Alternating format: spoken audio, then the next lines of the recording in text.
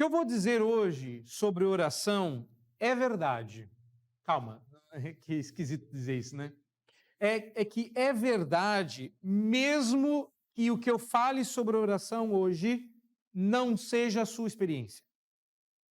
A gente tende a medir a verdade pela nossa experiência. Se eu fiz e deu certo, é bom, é verdadeiro. Se eu fiz e deu errado, não é verdade. Pois oração é verdade conforme os termos que você vai ouvir aqui, mesmo que a sua experiência seja ao contrário.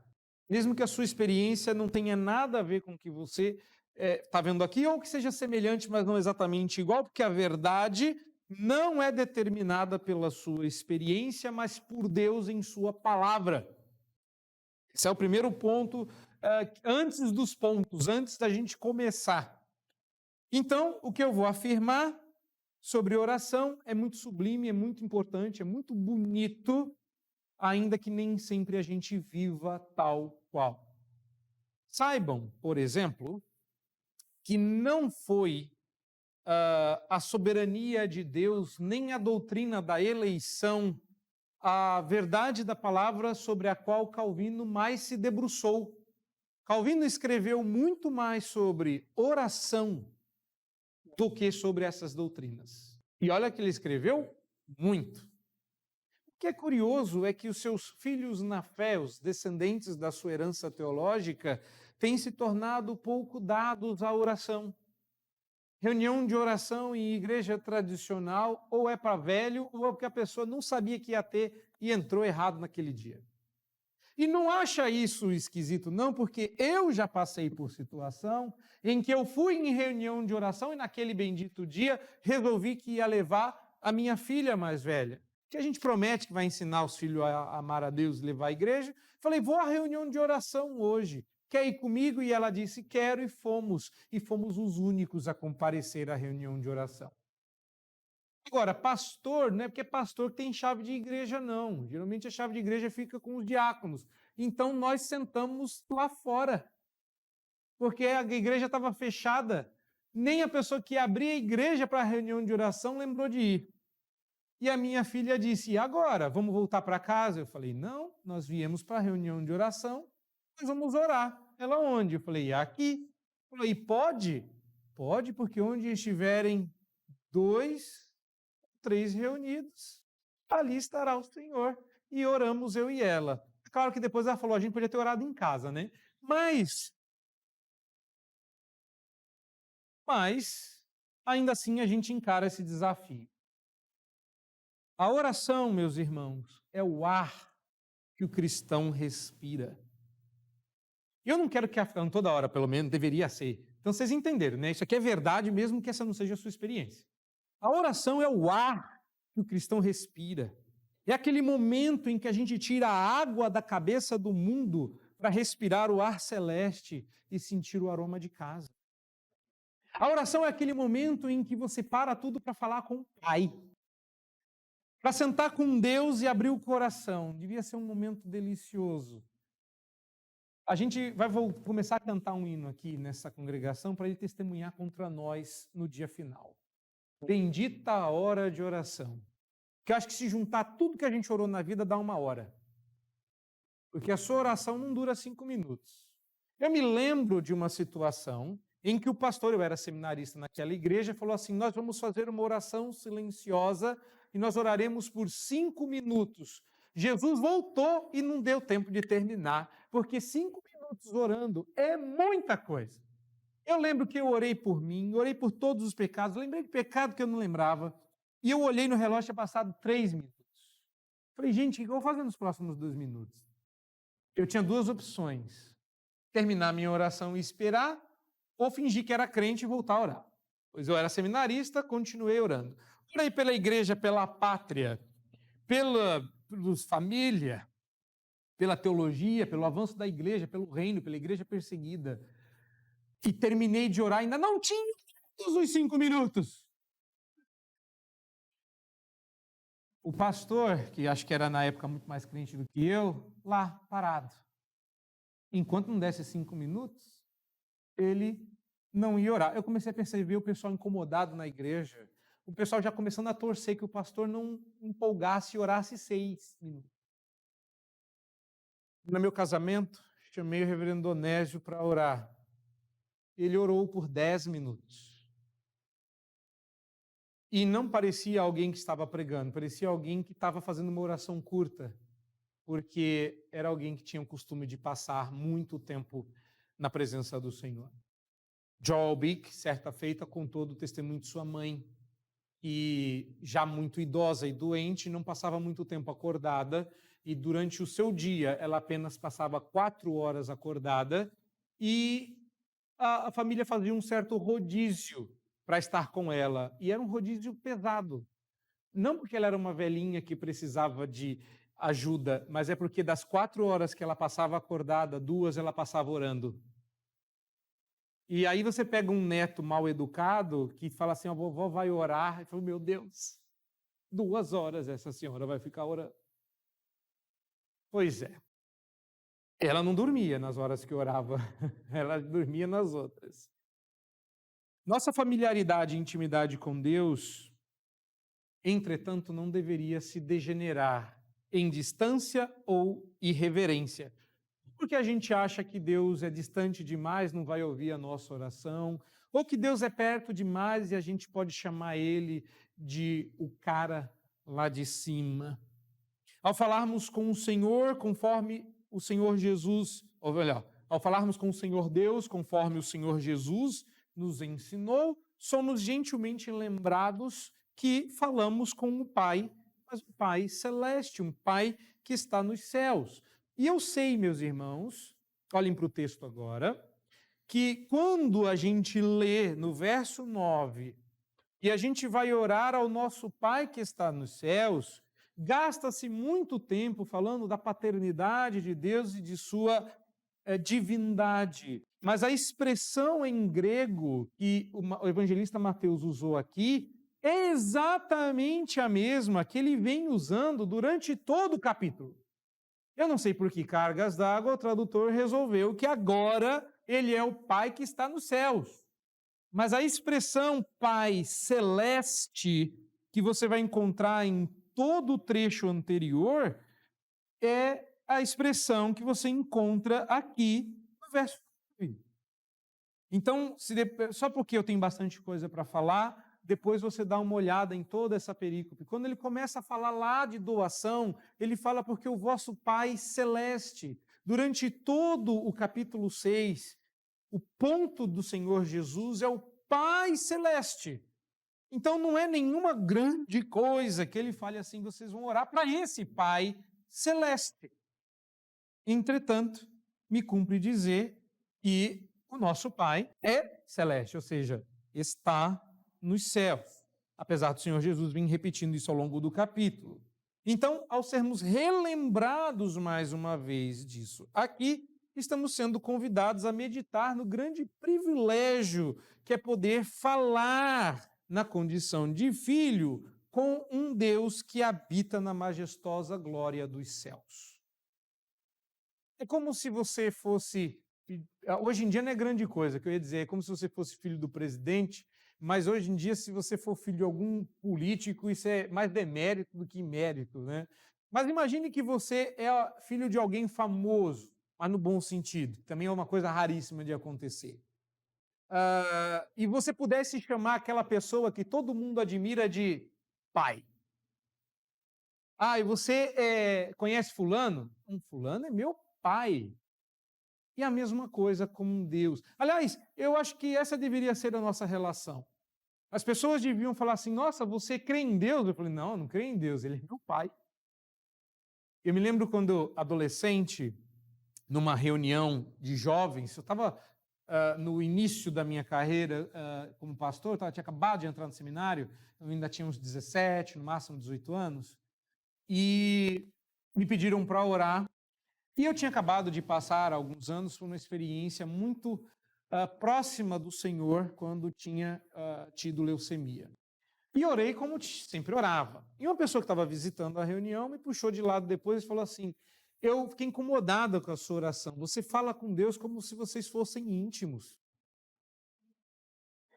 Eu falei, que bom que você ficou incomodado aqui, eu e Deus somos íntimos. Ele falou, como você pode ser íntimo de Deus? Eu falei, olha, eu não vou nem dizer que ele é meu pai para não te escandalizar.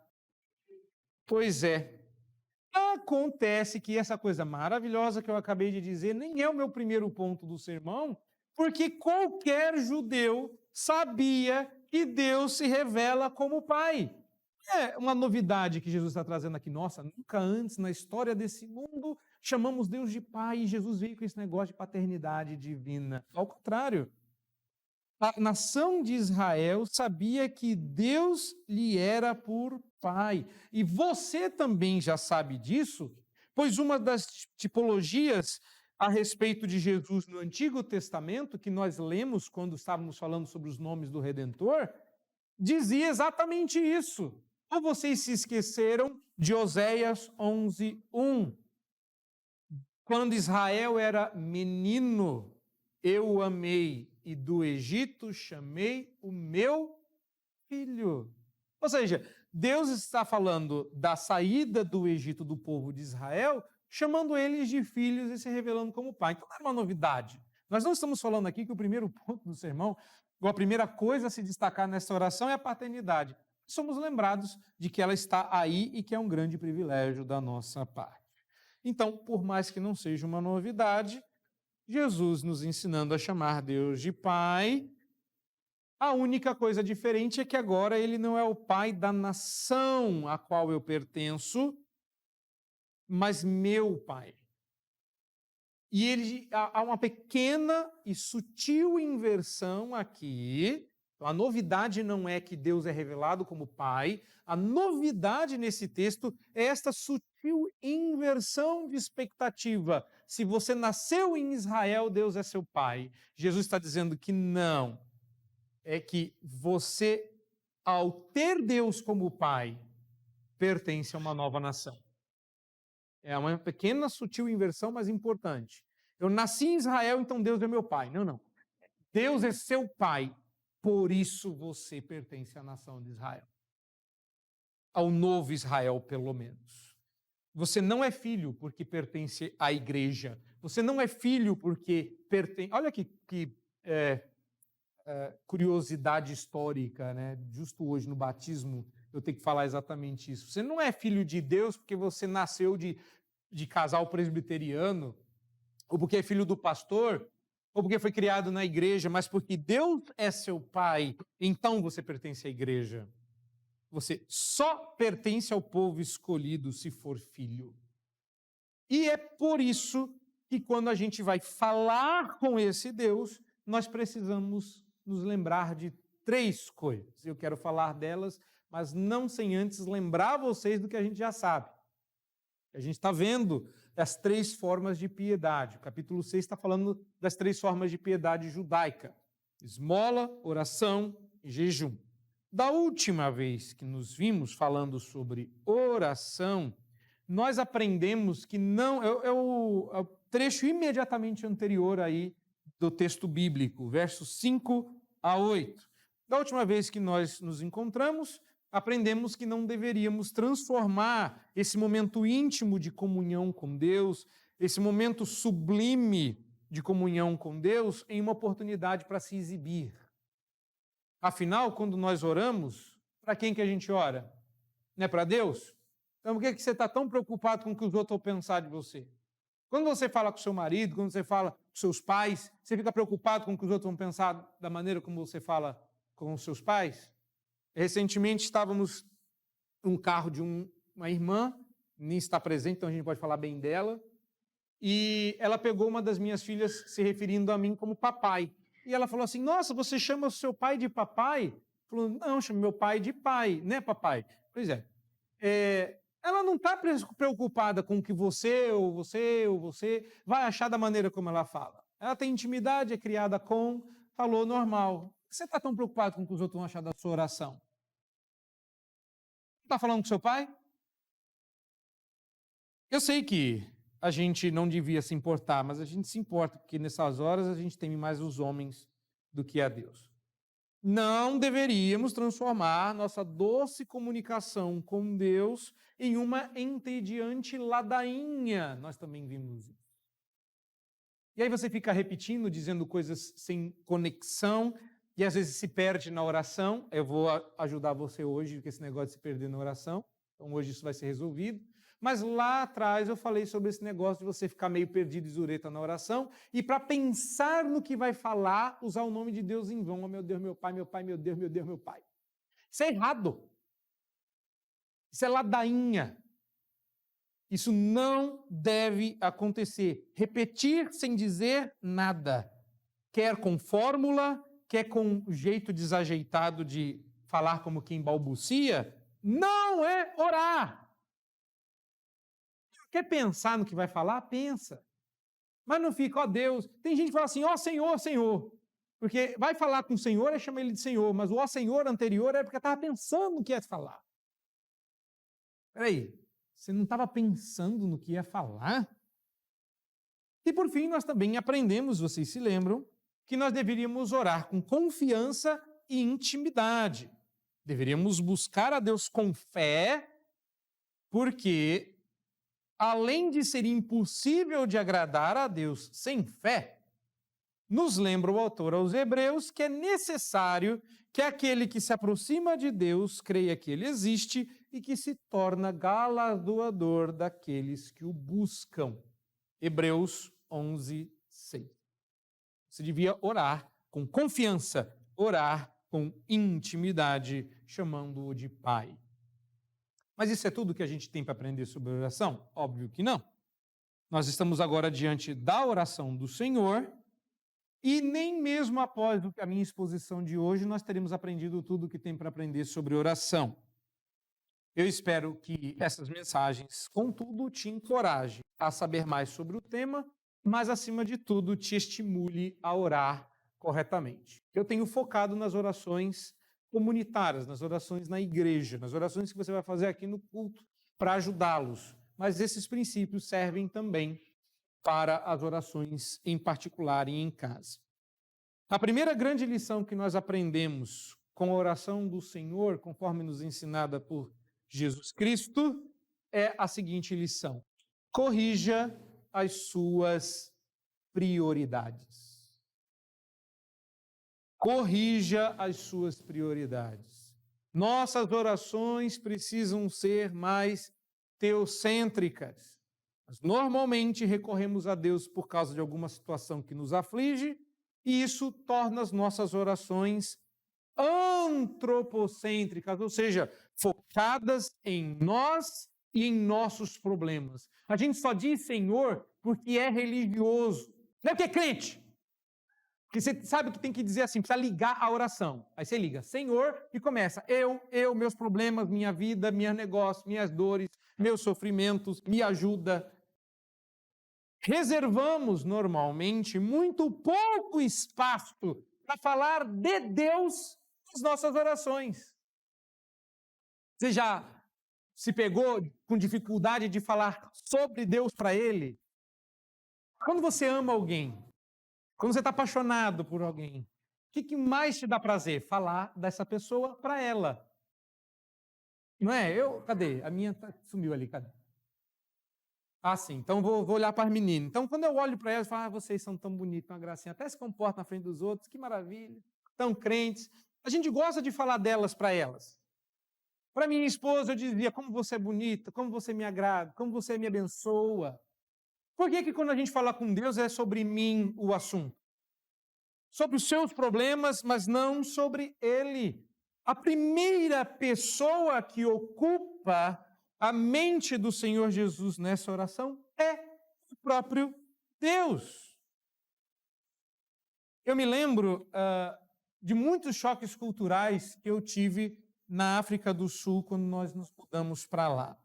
E um deles dizia respeito ao procedimento da fala.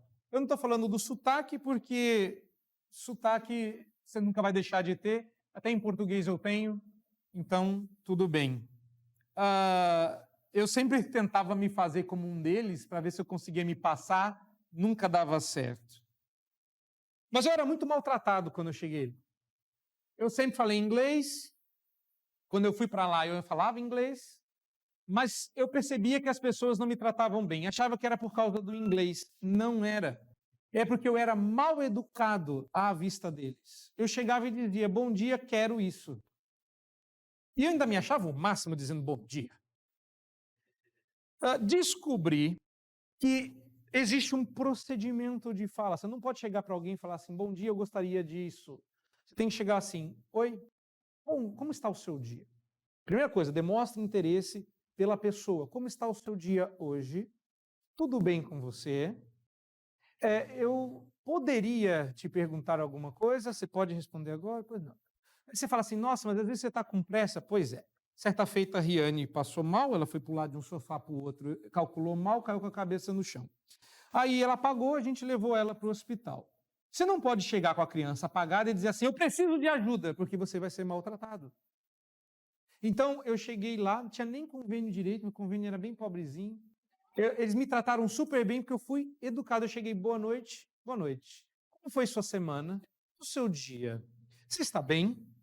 Eu gostaria de uma ajuda. Você pode me ajudar agora? O que aconteceu? Minha filha caiu e está apagada. Falar, pois não, é uma emergência. Sim, é uma emergência. Podemos levar ela lá para dentro? Claro! E fomos muito bem tratados, fizeram um monte de exames e vocês viram que ela está bem, com poucas sequelas. Irmãos, se para lidar com gente com muito menos poder e influência, a gente, para receber, obedece os protocolos, por que a gente é tão sem vergonha e sem educação com Deus? Como eu estou falando de prioridades, observe que as três, não é a primeira, não. Deus, tu és glorioso e vamos para o que interessa, que é o meu problema. Ó Deus, tu és santo, mas o que eu estou aqui mesmo é para falar de mim? Observe que as três primeiras petições da oração ensinada pelo Senhor Jesus tratam dos interesses de Deus. Não é de Deus somente, mas dos interesses do Senhor.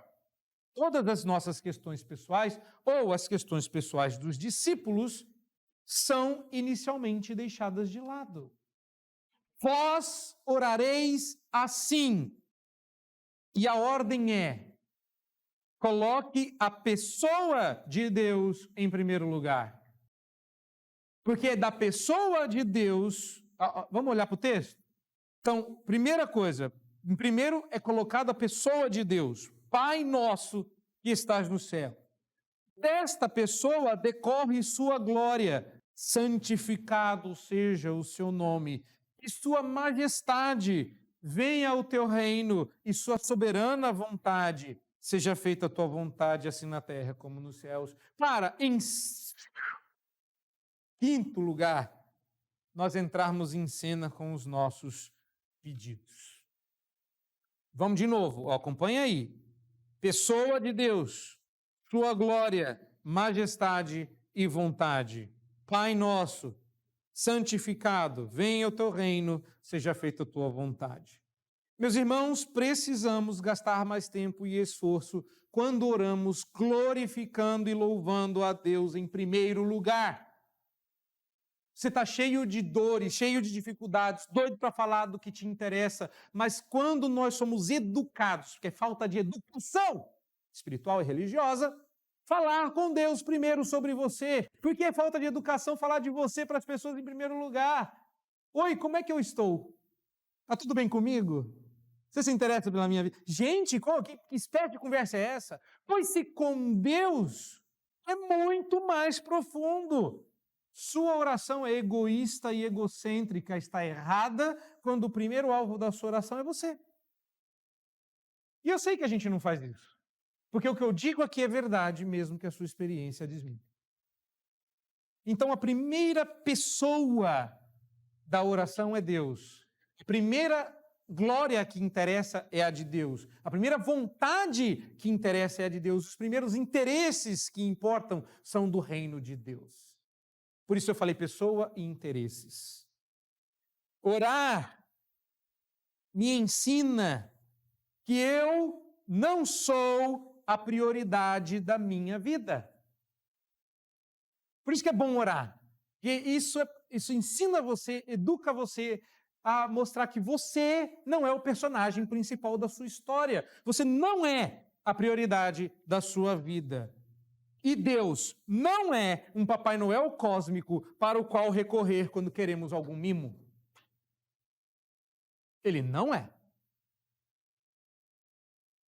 Que até na minha oração, Jesus nos ensina a prioridade é Ele. Corrija as suas prioridades. Qual a prioridade? A primeira a gente tem que orar pela família, depois pelo emprego, depois pela saúde. Qual a prioridade? A prioridade é, primeiro a gente ora por Deus, pela sua pessoa, pela manifestação da sua glória, pela vinda do seu reino, para que a sua vontade seja feita como é feita no céu. Somos educados pelo simples fato de orar a purificar-nos de toda obstinação e egoísmo. Corrija as suas prioridades. Quando você for orar, prioridade. Se eu te chamar para orar, prioridade. Primeiro Deus, depois... E se eu morrer antes, se não tiver dar tempo de falar do meu problema? Se eu estou em grande aflição, você já leu os Salmos? Como esses homens gastavam tempo falando do poder que Deus tinha para salvá-los antes de dizer livra-me? Claro que existem emergências, viu? Ninguém vai estar numa emergência aqui no culto. Então essa regra vale. Como eu disse, isso é uma forma de oração que ajuda você a estruturar a sua oração, que inclusive é meu segundo ponto. Quando nós formos orar, o que eu preciso fazer? O que essa oração me ensina? A corrigir sua estrutura. Corrija a sua estrutura. Jesus não só nos dá uma escala de prioridade, mas ele as organiza de modo a deixar evidente uma ordem descendente que estrutura a oração. Mas pastor, eu orei aquele dia todo confuso e bagunçado porque eu não estava esperando que o senhor me chamasse para orar. Ah, é? E você estava onde? Não estava no culto? Não, mas eu não sabia que eu ia orar, por isso eu não prestei atenção. Marcar aconselhamento amanhã, sem falta. Como é que é? O culto é para todo mundo que está aqui. Se você não está prestando atenção, vai embora. Eu sei que a congregação é pequena, se você for embora, a gente vai dar falta de você, mas eu prefiro isso. Porque se você está aqui e está cultuando, eu posso chamar qualquer um. Mas e como é que eu vou fazer? A liturgia já estruturou para você a sua oração. Ela te deu um texto com base, apontou para que direção desse texto no cântico, e você pode até misturar as palavras, que fica até bonitinho. Está feito para você. Que estruture a sua oração, corrija a sua estrutura. Deixa eu mostrar a estrutura desse texto para ensinar uma coisa para vocês. Olha a estrutura que o Senhor Jesus nos deu. Primeiro, Deus descendo até a sua manifestação e de seu reino, terminando a completa sujeição de todos à sua vontade. Mas no nosso caso, olha aí para o texto, a escala é ascendente, subindo de nossas necessidades físicas até o livramento do mal. Então Deus desce a nós, sua majestade, como a ideia de peso de glória, e nós somos elevados a Ele como que num encontro. Nossas necessidades físicas até o livramento do mal espiritual. A oração ensinada por Senhor Jesus não é um modelo, é uma forma. E não há qualquer problema em repetir essa oração ou de repetir qualquer outra oração encontrada na Bíblia. 2 exemplos. O primeiro deles, quando é coisa boa, vocês podem dar o nome, viu? Quando é coisa ruim, vocês fingem que não conhecem a pessoa. Mas eu me lembro uma certa feita em que eu convidei o presbítero Joel para orar em um culto público. E ele começou a recitar um salmo. Só que o bonito não era que ele tinha falado um salmo de cor. A sensação que me deu é que parecia que ele era o salmista. Ele era íntimo do salmo. Ele falava o salmo como se a oração fosse dele. E aquilo me marcou, eu nunca esqueci daquele dia. E ele começou a costurar um salmo no outro. Tudo que ele falava eu sabia onde estava. Ah, esse salmo é o tal, esse salmo é o tal, esse salmo é o tal. E você não acha que é errado porque Jonas, quando orou no ventre do peixe, usou textos bíblicos, usou salmos. Dá para achar cada frase que ele disse. Aliás, se você anda tentando inventar uma oração, nem precisa. Deus deu um livro inteiro de oração chamado Livro dos Salmos, para você não precisar inventar heresia nova. Falar boa e velha teologia ajuda. Está lá. Quer aprender a orar como no Novo Testamento? Tem um monte de oração no Novo Testamento. Em casa, para vocês entenderem como funciona, e é algo que aqui nós temos pais de crianças pequenas, eu incluindo agora, quando nós vamos orar em casa, no culto doméstico, a gente organiza a oração para as crianças antes de orar. Pedidos, aí a gente começa, aí se perde, não sei o quê, vamos orar. Então vamos lá, isso, aí a gente inverte a onda, melhor orar isso primeiro. A gente estrutura a oração de verdade. Nossa, pastor, que esquisito. Na minha casa a gente só ora e sai falando. Porque está errado o jeito que você faz. Porque Jesus, quando diz, vós orareis assim, ele deu uma estrutura. Corrija sua estrutura. Como é que eu faço isso? Olha para o texto. A oração é feita de petições. Durante a liturgia eu falei para você lembrar dessa palavra. Sim, grosso modo são pedidos. Mas uma petição, e eu vou me aventurar aqui, que tem advogado na sala, mas eu vou me aventurar aqui. Até onde eu vi, petição é um pedido formal a uma autoridade com respeito a uma causa particular. O que você vai fazer para Deus não é um pedido, vê aí para mim uma saúde. Se eu puder liberar uma cura aí, estou precisando. Não. É importante que reconheçamos que falamos com o Pai Celeste, que é celeste, e que nós, quando oramos para Ele, fazemos requisições formais a uma autoridade. Quando nós fazemos isso, meus irmãos, prestem bem atenção no que eu vou falar agora.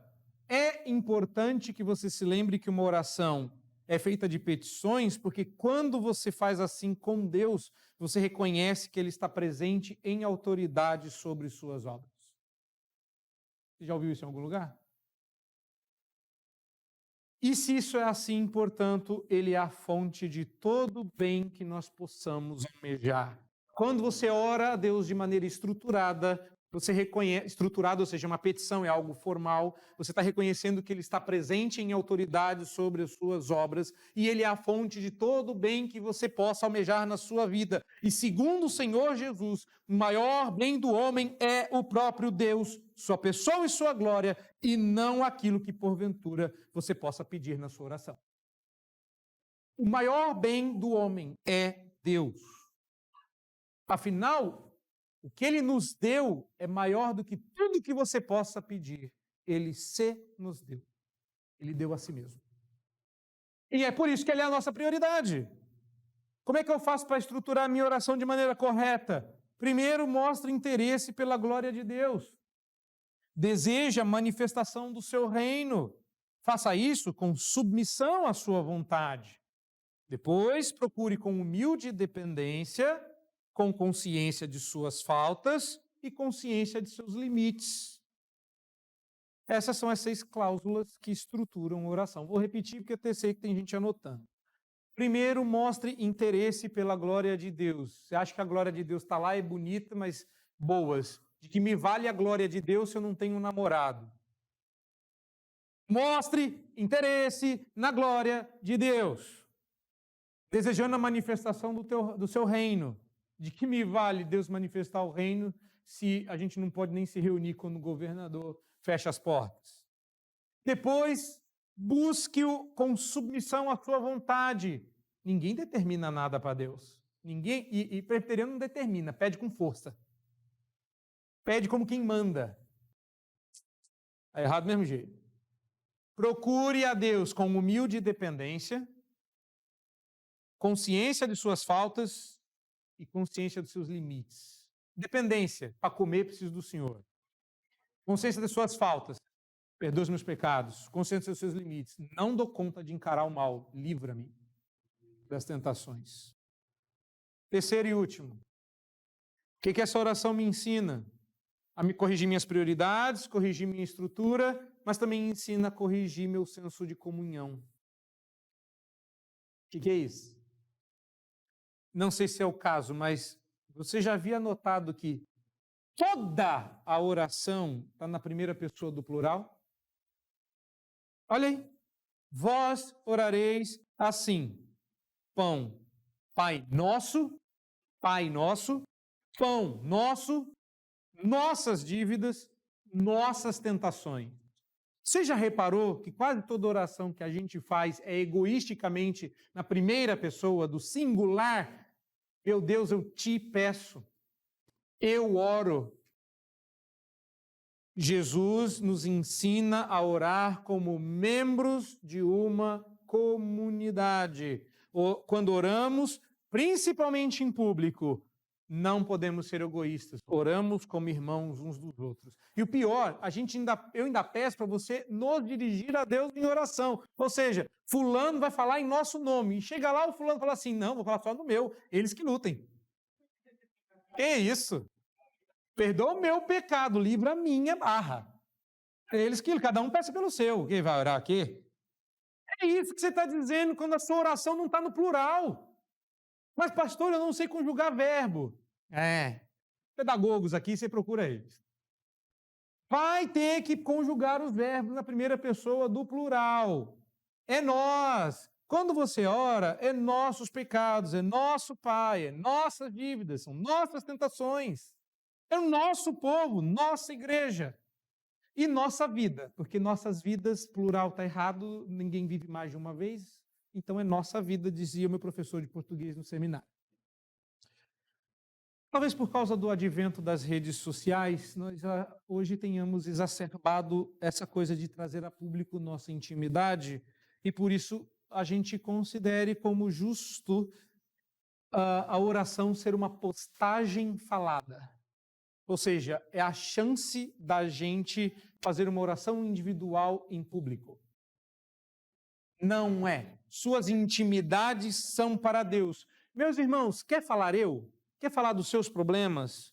Não tem problema, dá para fazer. Só que você vai fazer isso lá no lugar escondido. Você só errou a perícope, é a anterior. Quando você for orar, você deve procurar o seu Pai em secreto, fechada a porta do seu quarto. Verso 6. Quando você vai orar em público, é nosso, é nós, somos.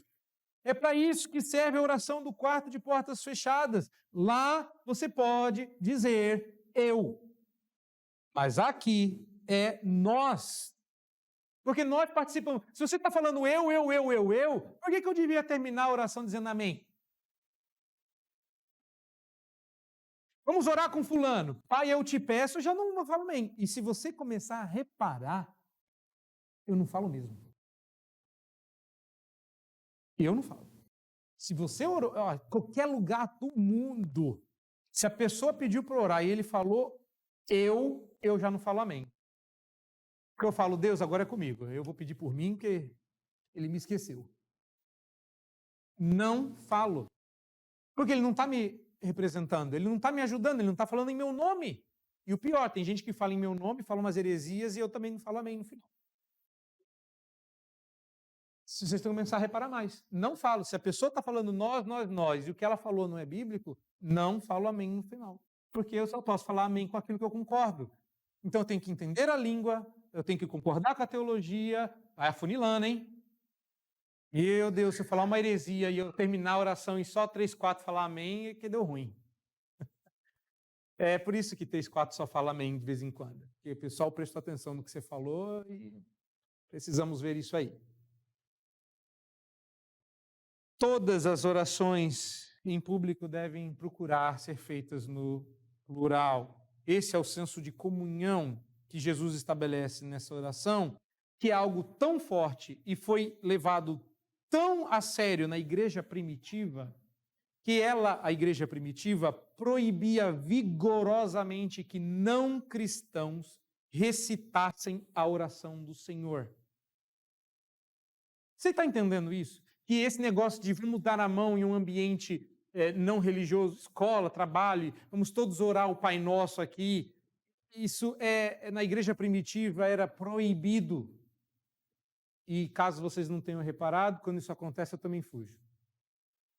A oração do Pai Nosso é feita entre nós, crentes, irmãos, gente da igreja, salvos pelo Senhor Jesus, filhos do Pai a quem nós oramos como o nosso. E tem crente que fica super feliz quando sai uma oração do Pai Nosso. Eles oraram o Pai Nosso, o reino está vindo, gente se convertendo, aleluia, glória a Deus. Tudo errado. Tudo errado. Quando oramos, oramos como igreja, oramos como irmãos, oramos como corpo. Um não crente não pode repetir essa oração. Aliás, se você não é crente e visita a igreja ou está aqui hoje, você não orou, você não cultuou, nada aconteceu. Você está assistindo o culto, você não está cultuando. Para cultuar, você precisa fazer parte. Mas, pastor, eu quero. É porque você já nasceu de novo e o Espírito já tocou o seu coração. Mas ímpio não cultua. Então, esse negócio de culto evangelístico é a maior furada do século. Porque ser evangelístico não é culto. Culto é para quem já foi evangelizado. Você vai evangelizar, não é culto. Culto é só para quem é crente, só para quem é filho. Na minha casa só entra quem eu deixo.